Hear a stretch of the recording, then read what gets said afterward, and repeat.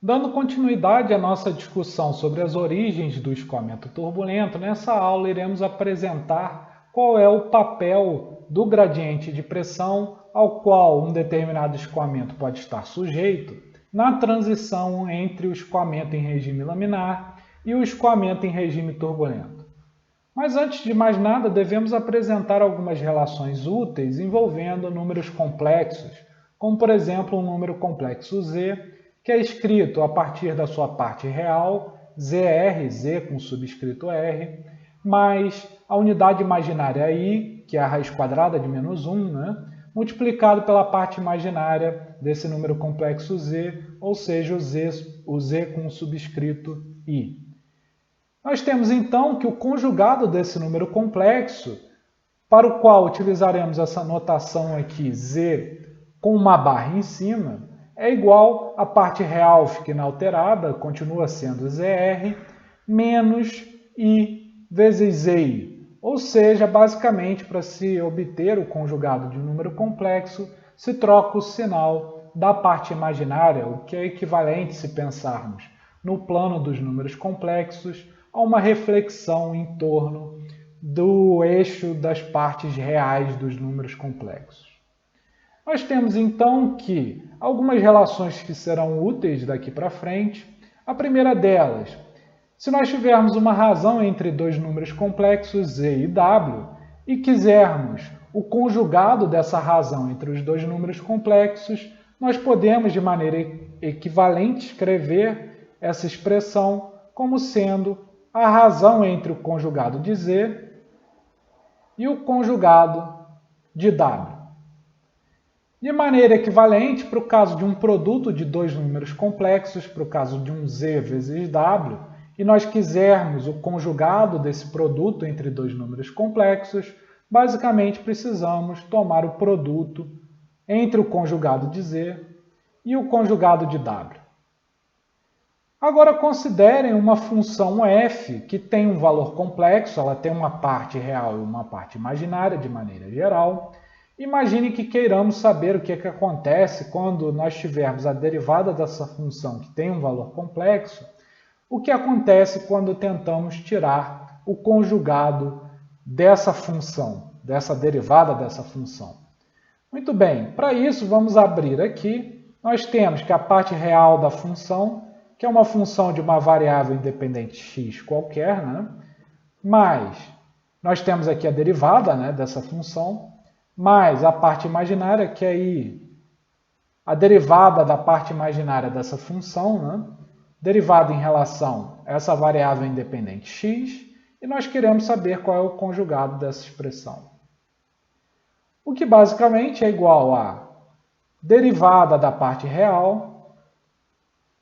menos i vezes a derivada da parte imaginária, o que pode ser escrito de maneira equivalente como sendo derivada da parte real, como sendo a parte real, perdão, da função, menos i vezes a parte imaginária da função, tomando a derivada aqui por fora. Nós basicamente tiramos a derivada e aplicamos ela diretamente na diferença entre a parte real e o produto da unidade imaginária pela parte imaginária. Então, nós temos aqui, após reconhecer que esse termo entre parênteses aqui nada mais é do que o conjugado da função f,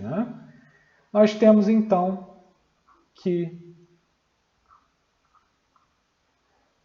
o conjugado da derivada dessa função com valor complexo nada mais é do que a derivada do conjugado dessa função. Vamos agora aplicar esse conhecimento em duas expressões que serão úteis nos desenvolvimentos dessa aula.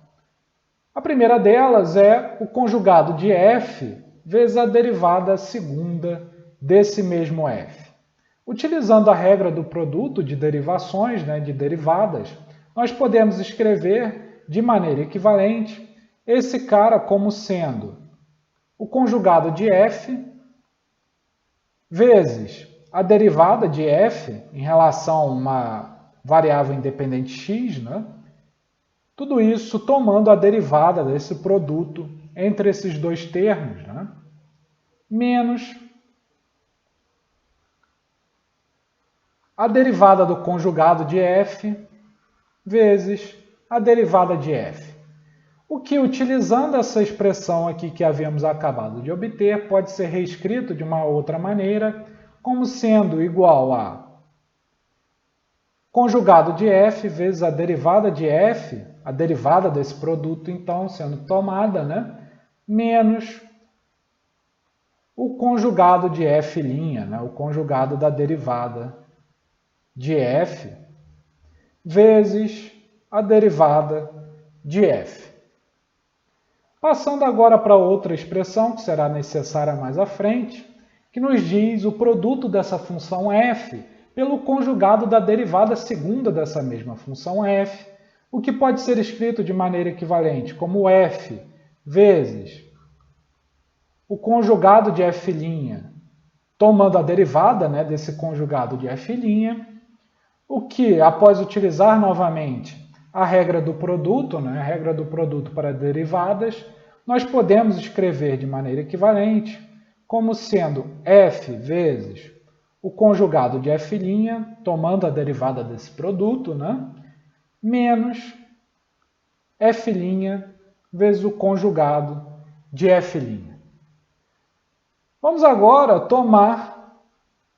a diferença entre esses dois termos, ou basicamente f barra vezes f duas linhas menos f vezes o conjugado de f duas linhas, o que nos permite basicamente cancelar esses termos aqui e obter que essa expressão aqui é equivalente a f barra, o conjugado de f vezes f', menos f vezes o conjugado de f',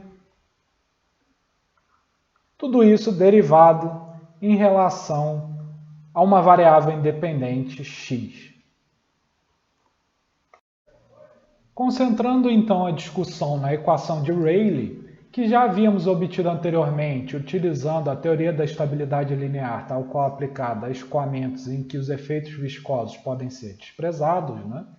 E havíamos chegado a essa equação como sendo dada por ômega sobre k mais u, sendo u um escoamento base, né? Multiplicado pela derivada segunda da amplitude de uma perturbação nesse escoamento base, menos k ao quadrado, sendo k o número de onda dessa perturbação, vezes a amplitude da perturbação φ, menos a derivada segunda desse escoamento base, u duas linhas aqui, né, multiplicado pela amplitude dessa perturbação φ, deveria ser igual a zero, de acordo com a equação de Rayleigh. Definindo então esse funcional L, que é uma função da amplitude, que também é uma função de y, né, tal qual havíamos visto anteriormente. Então esse funcional L de φ sendo definido como a derivada segunda da amplitude, φ duas linhas, menos k ao quadrado vezes φ, menos u duas linhas dividido por ômega sobre k mais u, multiplicado por φ, multiplicado pela amplitude da perturbação, o que é basicamente o lado esquerdo dessa equação, sendo dividido cada um dos termos, né, por ômega sobre k mais u. Dessa forma, podemos chegar à conclusão de que, de acordo com a equação de Rayleigh, esse funcional L de φ tem que ser igual a zero. O que nos permite também dizer, ao tomar o conjugado dos dois lados, o conjugado complexo, né, que nos permite dizer que o conjugado de L de φ tem que ser igual ao conjugado de zero, que é um número real, portanto é ele próprio. O que nos permite ainda dizer que, ao multiplicar essa primeira equação aqui por φ barra pelo conjugado da amplitude, multiplicado pelo funcional L de φ,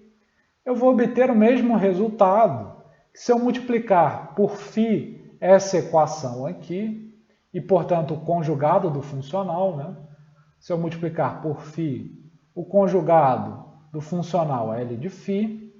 que terá que ser igual a zero. Ou de maneira equivalente, eu posso escrever, né? Φ barra vezes o L de φ menos φ vezes o conjugado de L de φ tem que ser igual a zero. Vamos agora explorar e tentar obter uma expressão mais conveniente para esse lado esquerdo dessa equação. E vamos fazer isso a partir de agora. Vamos repetir aqui, φ barra L de φ menos φ vezes o conjugado de L de φ tem que ser igual a φ barra multiplicado por L de φ, né? Ou seja, multiplicado por φ, duas linhas, menos k ao quadrado vezes φ, menos u, duas linhas, dividido por ômega sobre k, mais u vezes φ, tudo isso menos φ vezes o conjugado desse funcional aqui, que utilizando aquelas regras que havíamos visto para o conjugado, né, para a aplicação do conjugado de um número complexo, é φ duas linhas, o conjugado de φ duas linhas, menos k ao quadrado, assumindo que o k é um número real, né, vezes o conjugado de φ, menos o duas linhas, dividido pelo conjugado de ômega, sendo que o ômega é um número complexo, né, dividido por k, mais u, vezes o conjugado de φ. Nós podemos agora fazer essa multiplicação distributiva, né, de maneira a obter φ barra vezes φ duas linhas, menos k ao quadrado, φ barra vezes φ, menos u duas linhas dividido por ômega sobre k, mais u, vezes φ barra vezes φ. Passando agora para o segundo termo, nós temos aqui menos φ vezes φ duas linhas barra, né, o conjugado de φ duas linhas,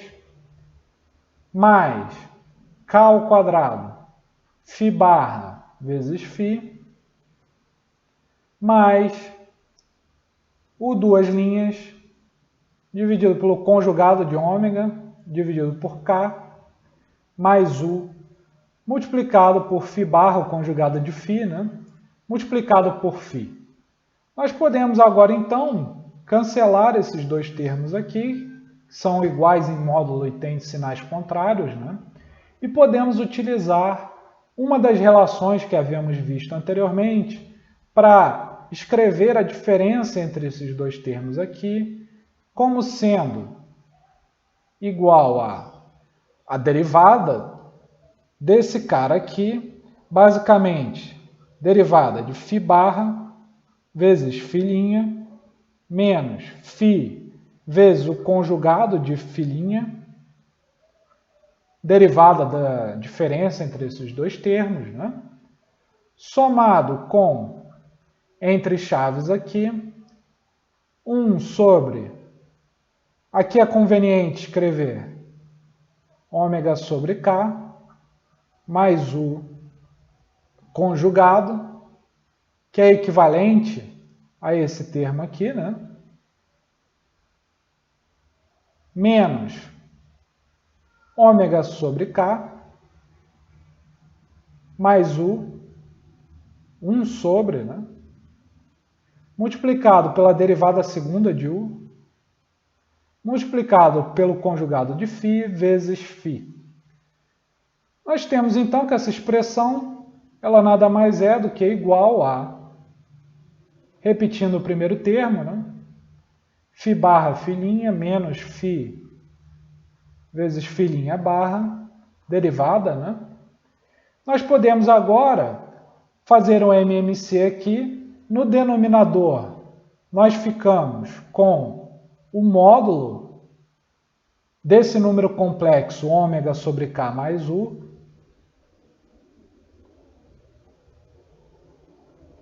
esse módulo elevado ao quadrado, né? Enquanto no numerador nós vamos ter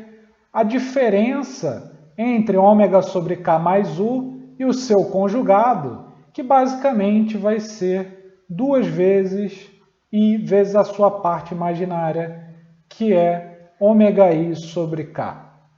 Tudo isso multiplicado por o duas linhas, conjugado de φ,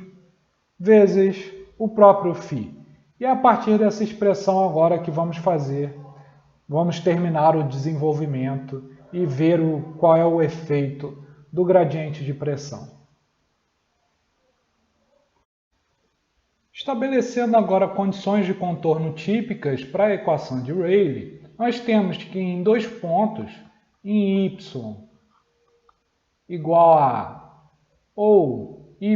igual a b, que podem ser tanto pontos em uma parede, por exemplo, ou pontos tendendo a infinito ou a menos infinito, né? Dependendo do problema que se está tratando. Nós temos que nessas duas situações o φ é zero, ou seja, a amplitude da perturbação é zero, o que é equivalente a dizer que a perturbação da velocidade na direção y, na direção vertical, é zero. Aplicando então o conjugado, né, a operação de conjugado no lado esquerdo e no lado direito, nós obtemos de maneira equivalente que o conjugado de φ também deverá ser igual a zero. Se nós agora então tomarmos a integral de a até b de φ barra L de φ menos φ L de φ conjugado, né, dy,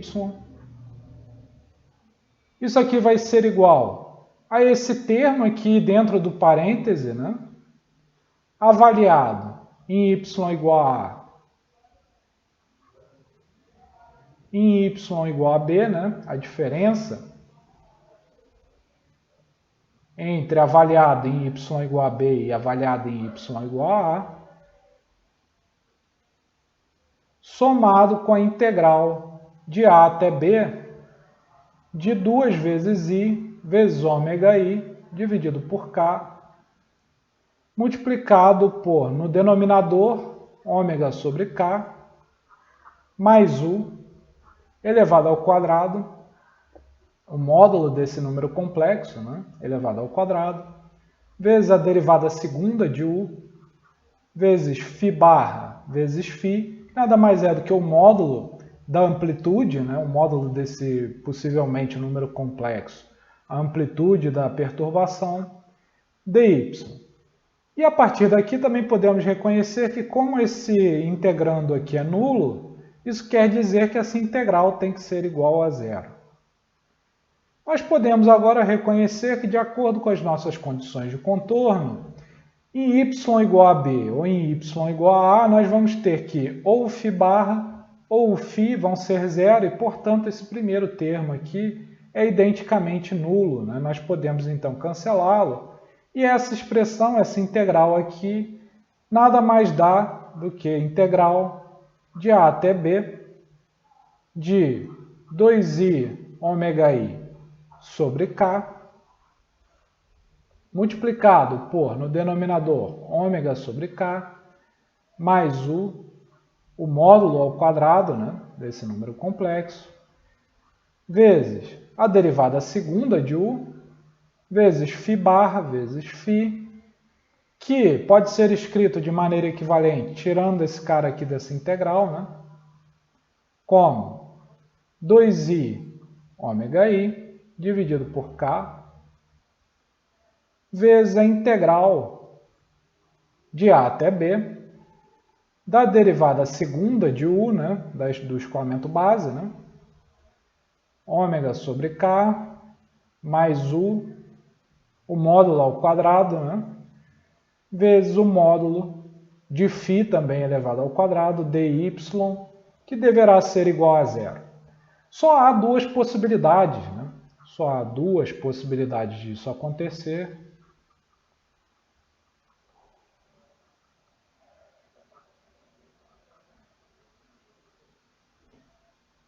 A primeira é que o ômega-i, ou seja, a parte imaginária daquela frequência angular associada com a perturbação, né? Que ômega-i seja igual a zero, o que não é um modo instável, é um modo neutro, né?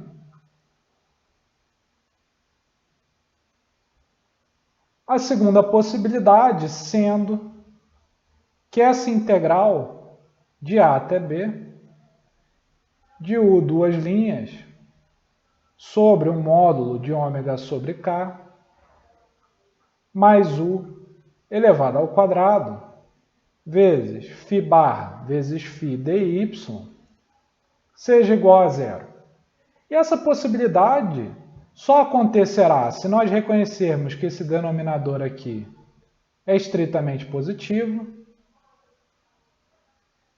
enquanto esse cara aqui, φ barra vezes φ, também pode ser maior ou igual a zero, né? Pode ser maior do que zero se você tiver uma amplitude diferente de zero, uma amplitude finita. Então, a única forma disso acontecer é se esse U duas linhas aqui passar por uma mudança de sinal em algum ponto ao longo de y, ao longo do eixo de coordenadas no qual estamos medindo o U, de acordo aqui com esse diagrama, o que significa basicamente que você tem que ter uma mudança de curvatura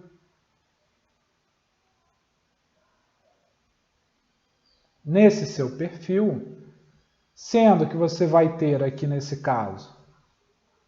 um U duas linhas igual a zero, um ponto de inflexão, né?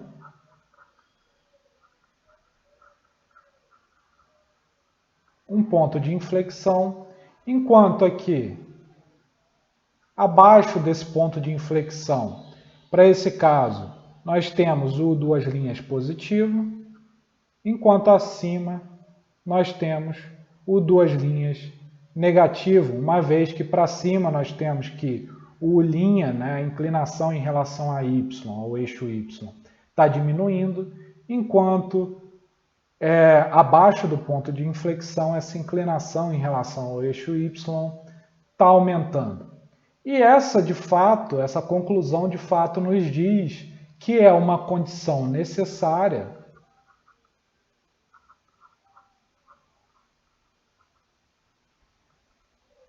para que tenhamos perturbação, para que tenhamos pelo menos uma perturbação instável, né, é necessário que exista mudança de sinal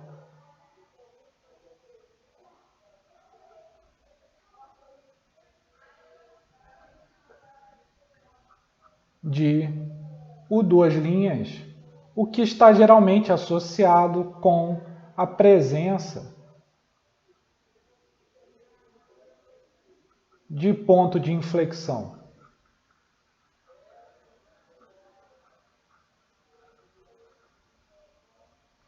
Essa demonstração que fizemos nessa aula aqui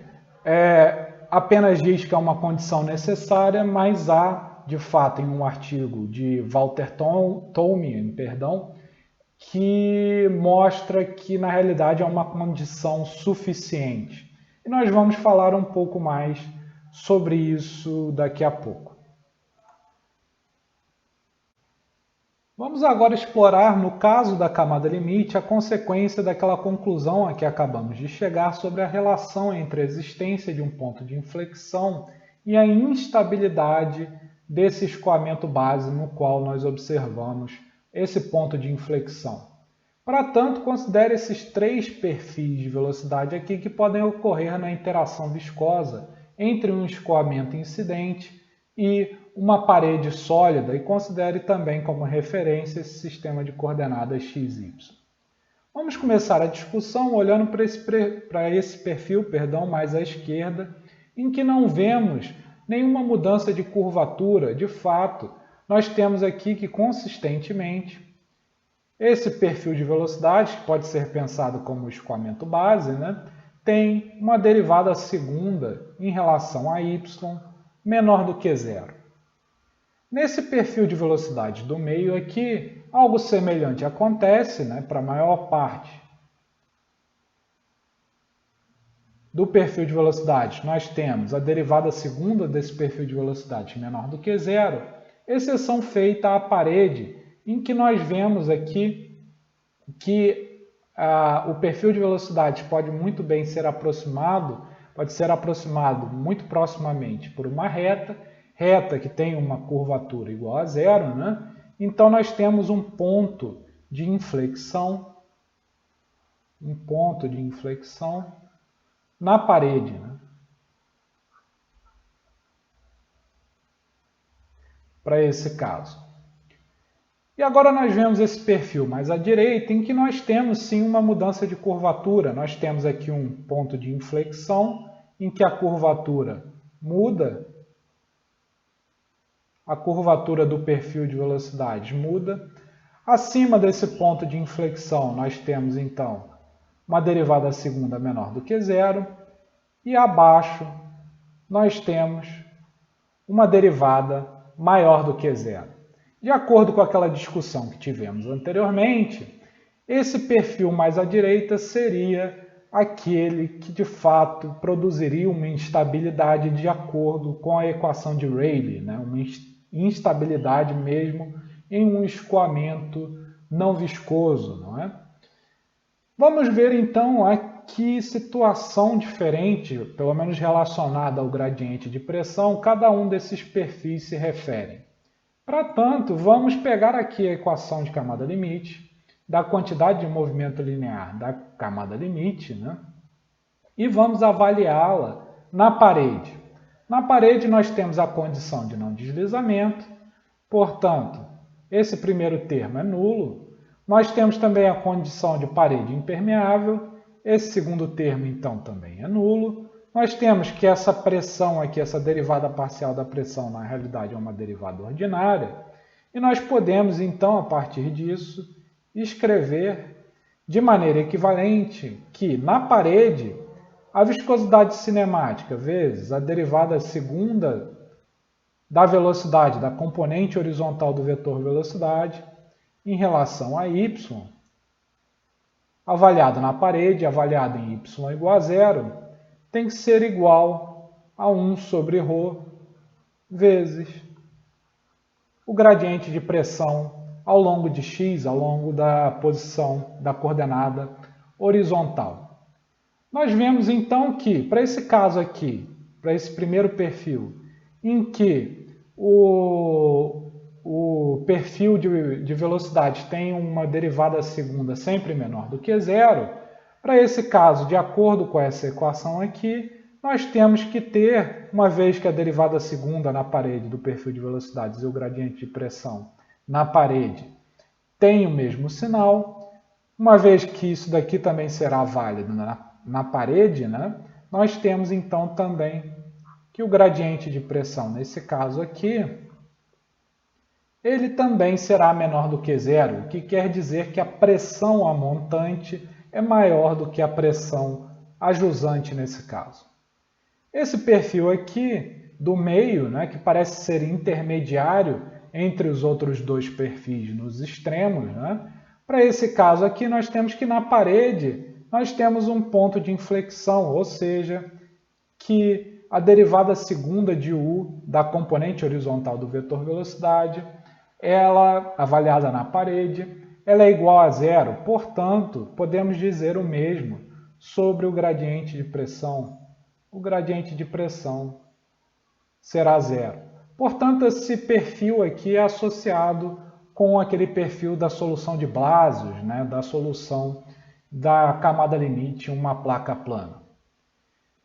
Para esse último caso aqui, havíamos identificado que na região próxima à parede, a derivada segunda da velocidade passa a ser maior do que zero, o que significa que na parede a derivada segunda de u tem o mesmo sinal, como já havíamos falado, do gradiente de pressão, e, portanto, nós vamos ter que essa situação, esse perfil de velocidade, corresponde a um gradiente de pressão positivo. Isso quer dizer que a pressão está aumentando à medida que o escoamento caminha ao longo da parede. A pressão a montante é menor do que a pressão a jusante, ou seja, o escoamento está tendo que se contrapor a um aumento de pressão que tende a desacelerá-lo, fazendo com que ele tenha essa camada mais próxima da parede ainda mais desacelerada do que seria esperado, por exemplo, com um gradiente de pressão zero ou com um gradiente de pressão menor do que zero. Essa situação aqui de gradiente de pressão maior do que zero é conhecido como gradiente adverso de pressão, que de acordo com essa conclusão a que chegamos, de acordo com a discussão dessa aula, tem um efeito desestabilizante.